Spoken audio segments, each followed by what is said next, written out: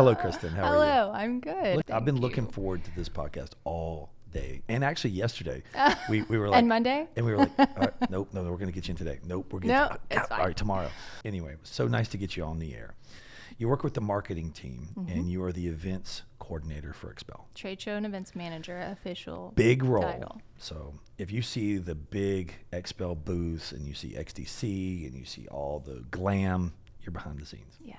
What did you do prior to XPEL to give you the experience to come in and do this? Yeah, that's a great question. It's all I've ever done, pretty much. Started my own business with a business partner, and we did really, really high-end $1 million and above weddings and private events, deb parties. It's big business, and we loved it. A lot of moving parts. It's a lot of moving parts, yeah. But I loved it. I just, being a business owner is tough, Right. as you know. Absolutely. And oddly enough, I was working one of our huge deb parties. I was setting up an event and got a call from my neighbor at the time who was the brother-in-law of the former VP of marketing and said, hey, they need some help with a big conference. This company, it's called XPEL.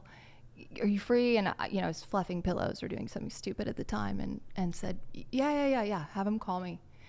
So the next Monday we talked and I agreed to help. And the first XCC that I did was in 2022. I was very much kind of behind the curtain. I started in December. I was contract. Okay.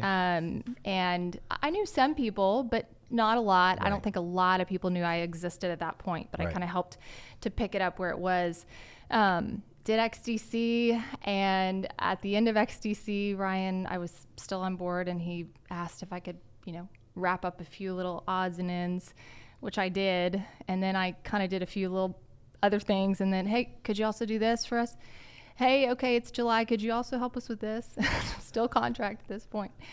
And then he finally said, would you like to come full time and work for us full time? And I, of course, said yes, because I had fallen in love with all of the people that I worked with. Your biggest obstacle of planning XDC, where do you start? What time of the year do you start XDC?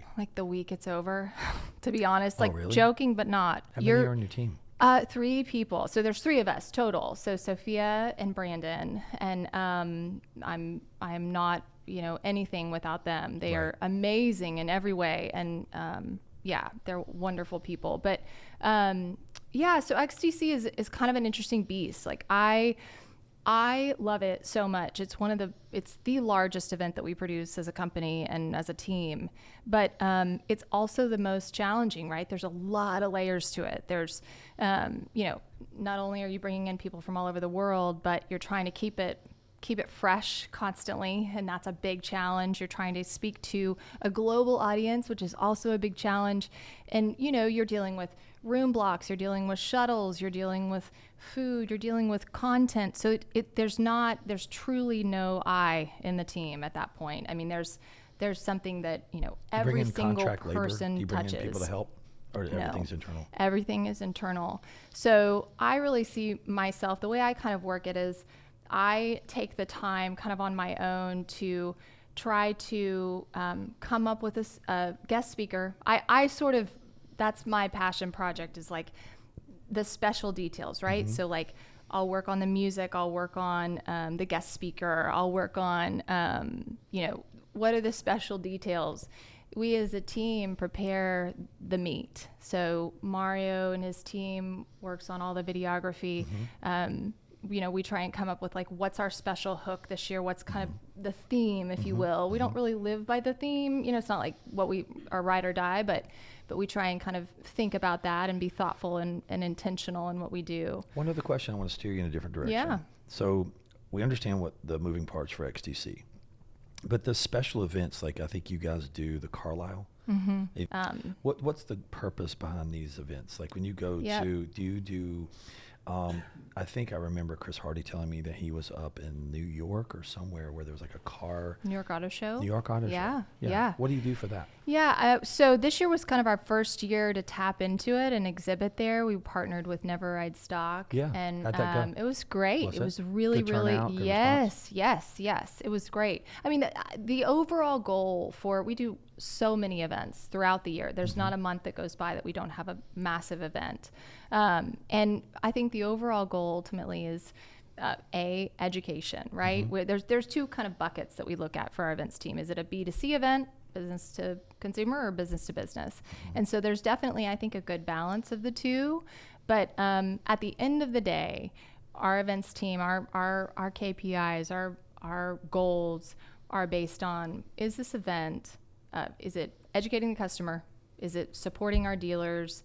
And ultimately, is it going to drive sales, right? At the end of the day, and is the revenue that is generated from this event, is the ROI there, right? Like at the end of the day, if we're investing money, time, resources into these events, are we getting our return? I think, right? Yeah. What other events like that do you see that is super important, that's super valuable? The ones that I work on specifically, some of the larger events. So Barrett Jackson obviously has been a great show for us in the past. And there one in California? Monterey Car Week. That's the one I'm thinking of. Yeah. And I think one of the cool things about Monterey Car Week is that there's lots of different little groups of different types of events that you can attend. It's like every day there's a different gig, which is cool. Yeah.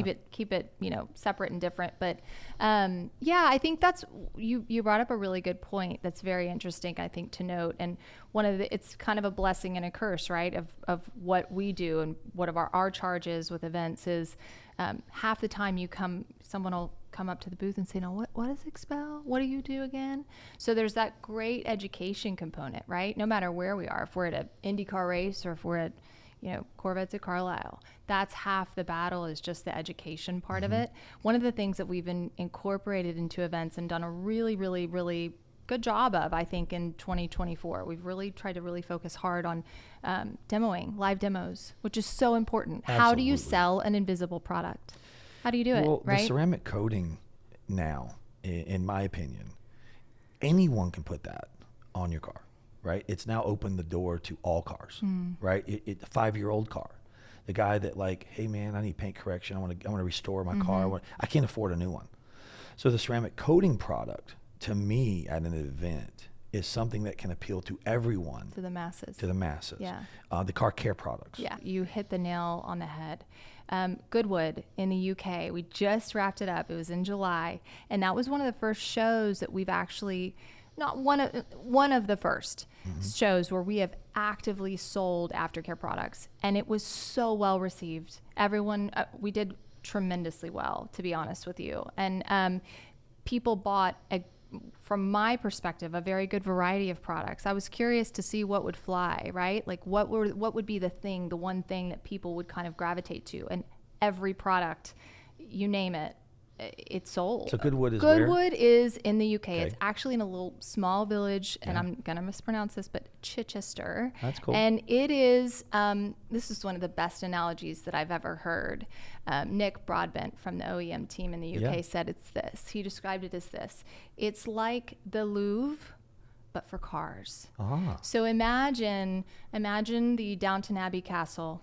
Yeah. And then all the grassy area around it. I know exactly. Is I've surrounded. Seen it. Yes, I've seen it. Surrounded. I didn't know what it was called, but I know exactly. Yes. I've seen it. Yes. I've seen the visuals, the pictures. Yeah, and it is incredible. It's this beautiful showcase of these curated cars. It changes every year, and they incorporate a hill climb, and it's not only special from that regard, just from the motorsports aspect of it, but all of these huge OEM partners and so I have an idea. It's amazing. How many events are you guys doing a year, do you think?